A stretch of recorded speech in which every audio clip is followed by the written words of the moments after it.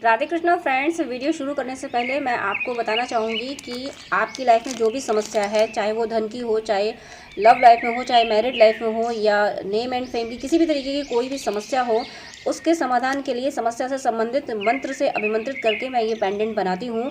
जिसको भी ये मिलता है उसे फ़ायदा ज़रूर होता है, उस समस्या का समाधान ज़रूर होता है। अगर आपको ज़रूरत है, आप अपनी समस्या का समाधान चाहते हैं, तो स्क्रीन पर दिए हुए व्हाट्सअप नंबर पर कॉन्टैक्ट कर सकते हैं। इसके चार्ज वहाँ आपको पता चल जाएंगे।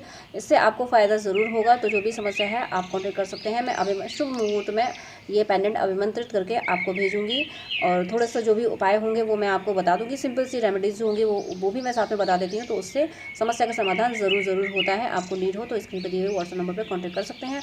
अब मैं वीडियो शुरू कर रही हूँ। आपके पर्सन की एनर्जी चेक करते हैं। यूनिवर्स प्लीज़ गाइड कीजिए कि मेरे व्यूअर्स जिसके लिए भी रीडिंग देख रहे हैं, उनके मेरे व्यूअर्स के लिए करंट थॉट्स एंड फीलिंग क्या है, और मेरे व्यूअर्स के लिए उनका नेक्स्ट एक्शन क्या होने वाला है। प्लीज़ यूनिवर्स गाइड कीजिए। व्यूअर्स प्लीज़ गाइड कीजिए कि मेरे व्यूअर्स जिसके लिए भी रीडिंग देख रहे हैं, उनके मेरे व्यूअर्स के लिए करंट थॉट्स एंड फीलिंग्स क्या है, और मेरे व्यूअर्स के लिए उनका नेक्स्ट एक्शन क्या होने वाला है। प्लीज़ गाइड कीजिए। तो आपके पर्सन के लिए यहाँ फर्स्ट कार्ड आया है the fool, next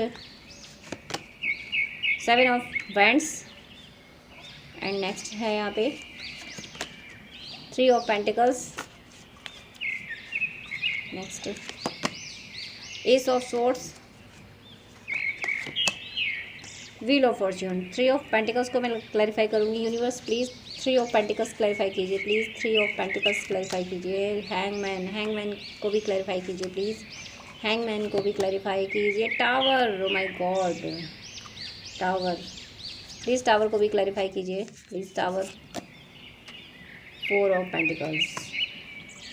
bottom of the deck देखती हूँ 5 of cups, knight of swords.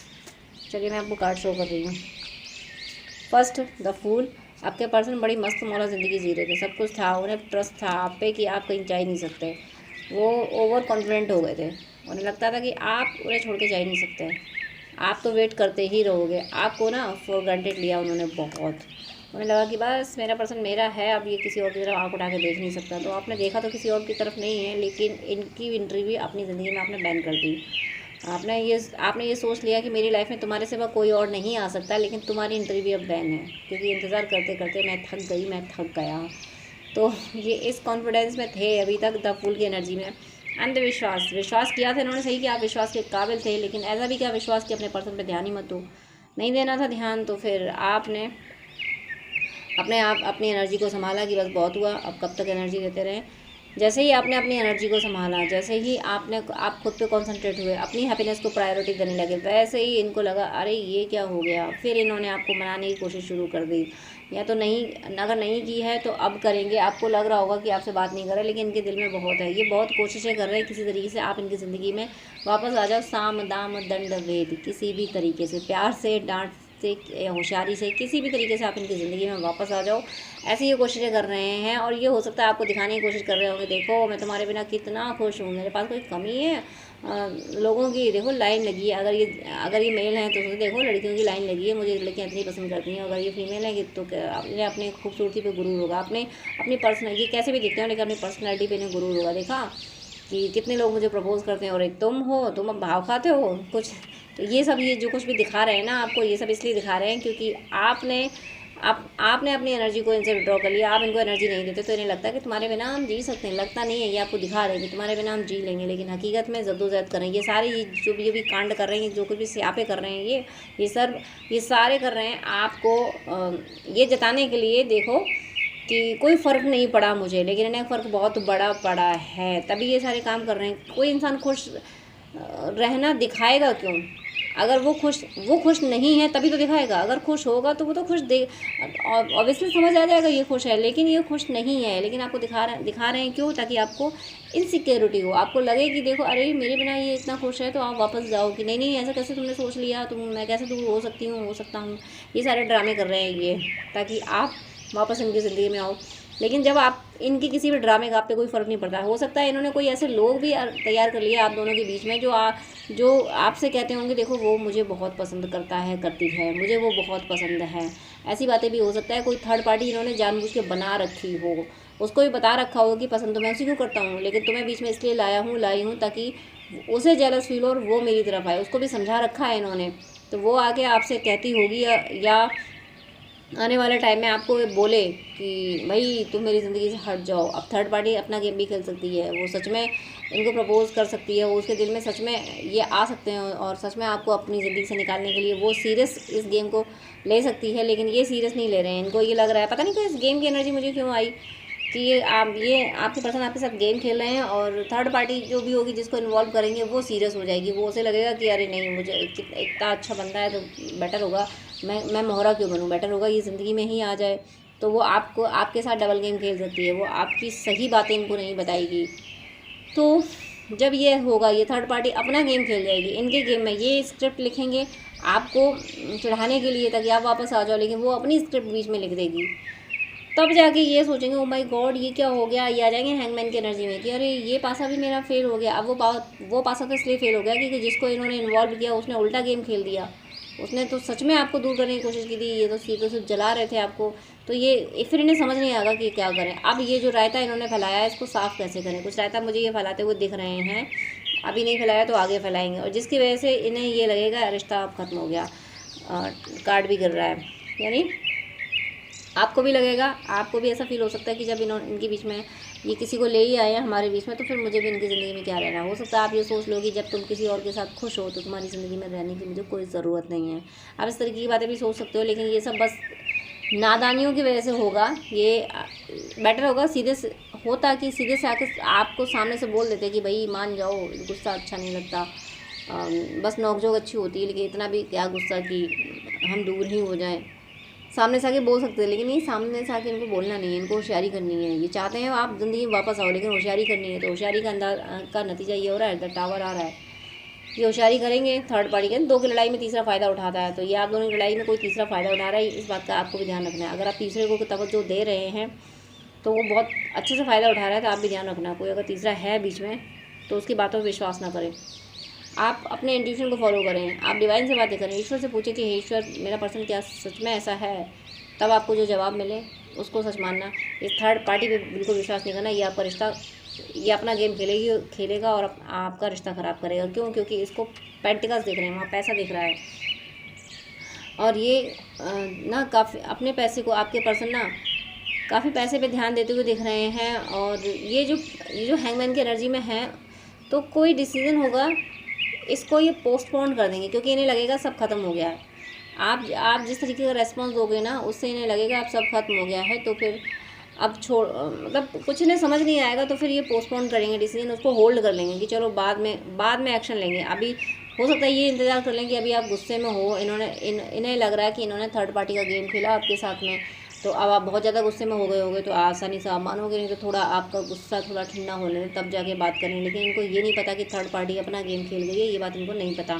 तो इसलिए ये इस डिसीज़न को, आपको मनाने के डिसीज़न को, आपको अपनी ज़िंदगी में वापस लाने के डिसीज़न को थोड़ा पोस्टपोन करते हुए, होल्ड करते हुए मुझे देख रहे हैं। फिर यहाँ पे डिवाइन को करना पड़ेगा इंटरवेंशन। ईश्वर आएंगे बीच में, आप ईश्वर से प्रे कर रहे होगा तो ज़रूर ईश्वर आएंगे थर्ड पार्टी को भगाने, थर्ड पार्टी की असलियत इनके सामने लाने। जब थर्ड पार्टी की असलियत इनके सामने आएगी तब ये स्वॉर्ड चलाएंगे उस पर, उसे अच्छा मैंने तुम्हें भेजा था अपने पर्सन को मनाने के लिए, सिर्फ झूठा मूठा जलाने के लिए, तुम सचमुच जला के आ गए उसको। ये जब इनको समझ आएगा तब ये स्वॉर्ड चलाएंगे उस पर, उस एनर्जी पे, तब उसको अपनी ज़िंदगी से भगाएंगे, तब आएगा चेंज। ये जो सिचुएशन चल रही है ये डिवाइन के इंटरवेंशन से चेंज होगी। आप ईश्वर से प्रे कीजिए, हे ईश्वर हमारे बीच की थर्ड पार्टी हटा दीजिए। अगर आप ट्विन फ्लेम या सोलमेट जर्नी में हैं, आपसे इनका पास्ट लाइफ कनेक्शन है, आप फील करते हैं, तो बेझिझक आप प्रे करिए कि हे ईश्वर हमारे बीच से थर्ड पार्टी हटा दीजिए। थर्ड पार्टी को आप अपनी शरण में लीजिए, और लेकिन हमारे बीच से हटा दीजिए, क्योंकि थर्ड पार्टी जो होती है वो सिर्फ डेवल होते हैं, डेवल से ज़्यादा कुछ और नहीं होते हैं। प्लीज़ मुझे यही एक्सपीरियंस दिया गया है, मुझे डिवाइन ने यही बताया है, मुझे ऐसे ही एक्सपीरियंस, ऐसे ही ड्रीम आए हैं। तो आप थर्ड पार्टी को केवल डेविल समझिए, कि घृणा नहीं करनी है, ये प्रे करनी है ईश्वर इस थर्ड पार्टी को आप अपनी शरण में लीजिए, लेकिन हमारे बीच से हटा दीजिए।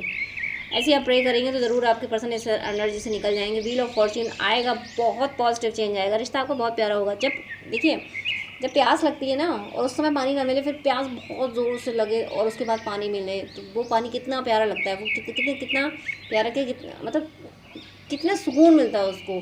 तो ये जो आपके रिश्ते में अप एंड डाउन हो रहे हैं ना, जो थर्ड पार्टी अपना गेम खेल रही है, फिर उसकी पोल खुलेगी ना, तब जो प्यार आपका होगा ना, कहते हैं ना आंसुओं से छलछलाता हुआ प्यार बहुत खूबसूरत लगता है, बहुत सुहावना लगता है।